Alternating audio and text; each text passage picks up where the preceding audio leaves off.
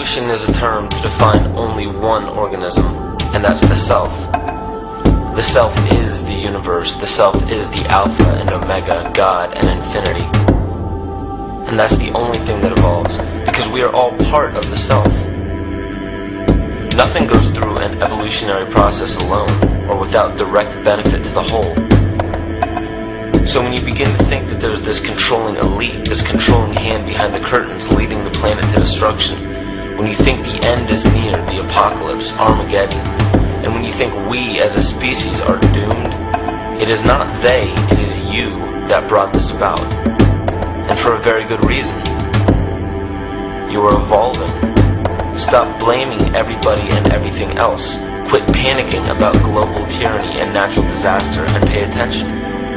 Because the world is telling you something. It's telling you exactly what is wrong with you and how to fix it.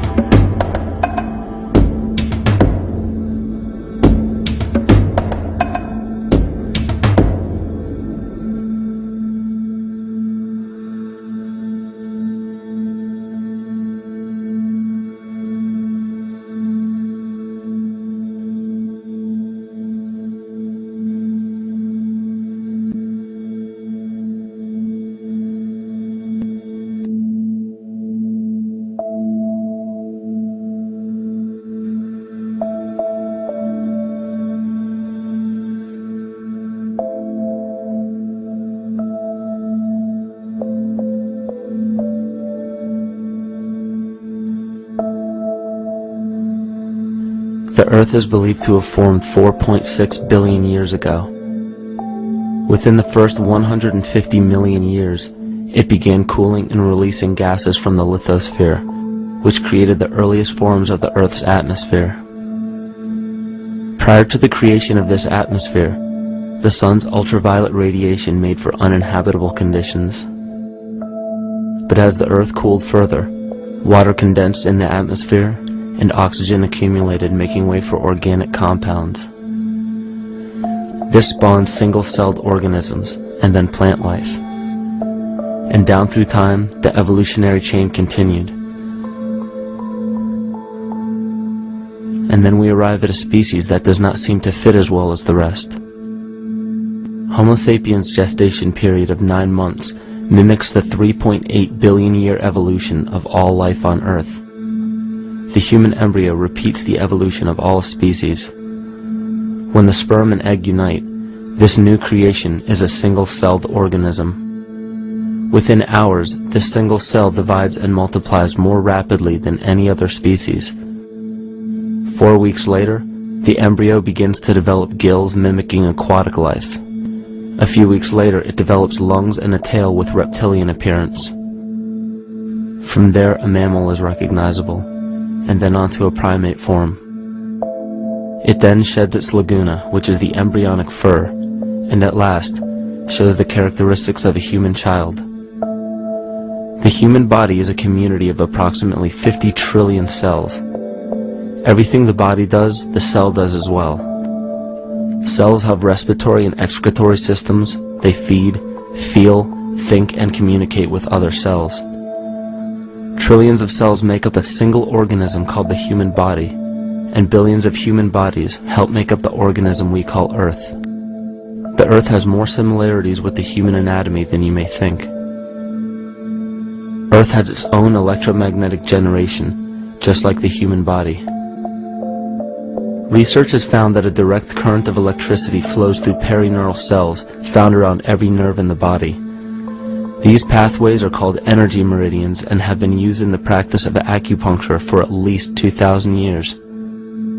Dating even farther back is the notion of dragon paths or ley lines in which many megalithic structures and stone monuments were erected, marking the energy meridians of the Earth. These energy meridians are generated by the resonant frequencies of the Earth, called the Schumann waves.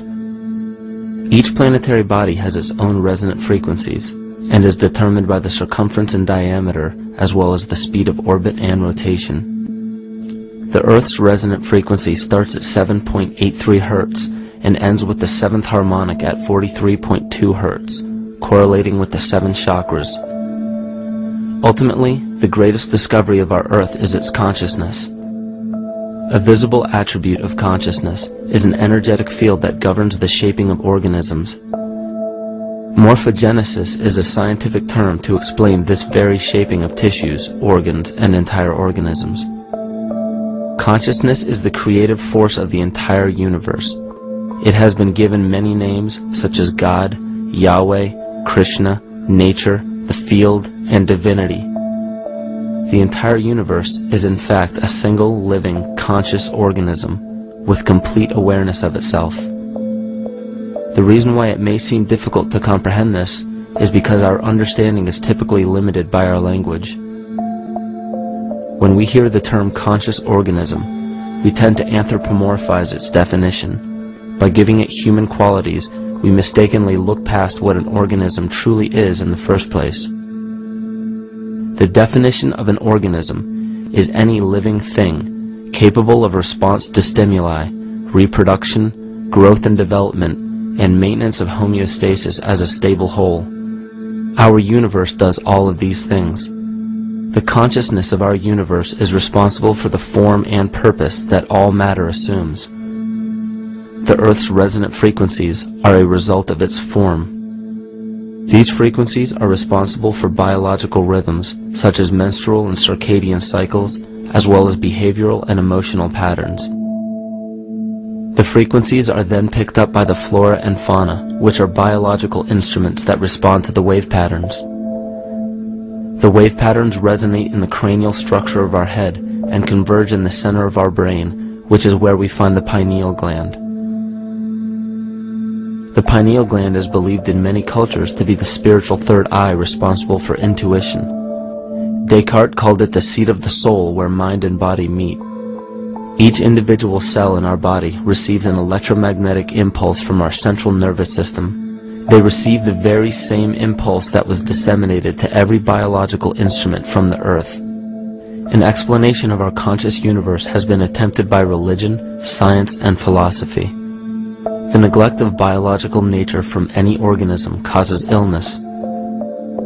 A divorce from nature, exile from Eden, confounding of tongues, they are all symptoms not of a biblical God or deity, but the true self.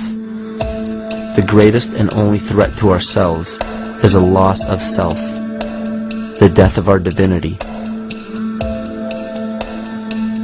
As we barrel through history with oceans of information, yet barely a drop of wisdom, we have to understand how we lost ourselves.